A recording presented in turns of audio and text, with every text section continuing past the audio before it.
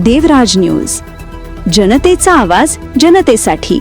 देवराज न्यूजला सबस्क्राइब करा आणि बेल आयकॉनवर क्लिक करा। नाशिक महानगरपालिका निवडणुकीच्या पार्श्वभूमीवर शिवसेनेच्या वतीने शहरात भव्य आणि दिमाखदार रॅलीचं आयोजन करण्यात आले होते। शिवसेना संसदीय गटनेते खासदार डॉक्टर श्रीकांत शिंदे यांच्या प्रमुख उपस्थितीत पार पडलेल्या या रॅलीला नाशिककरांनी ठिकठिकाणी उत्स्फूर्त प्रतिसाद देत विजयाचा संकल्प व्यक्त केला।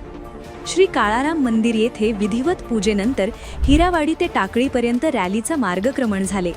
या दरम्यान संपूर्ण नाशिक शहर भगवमय झाले होते। रॅली दरम्यान विविध ठिकाणी झालेल्या जाहीर सभांमधून नागरिकांशी संवाद साधण्यात आला। येत्या 15 जानेवारी रोजी धनुष्यबाण व घड्याळ या चिन्हासमोरील बटन दाबून शिवसेना राष्ट्रवादी काँग्रेसच्या सर्व अधिकृत उमेदवारांना प्रचंड मताधिक्याने विजयी करण्याचे आवाहन यावेळी करण्यात आले। नाशिककरांकडून मिळणारा हा अभूतपूर्व जनसमर्थनाचा प्रतिसाद निश्चितच महापालिकेच्या निवडणुकीत विजयाचा नवा इतिहास घडवेल असा ठाम विश्वास उपस्थित नेत्यांनी व्यक्त केला।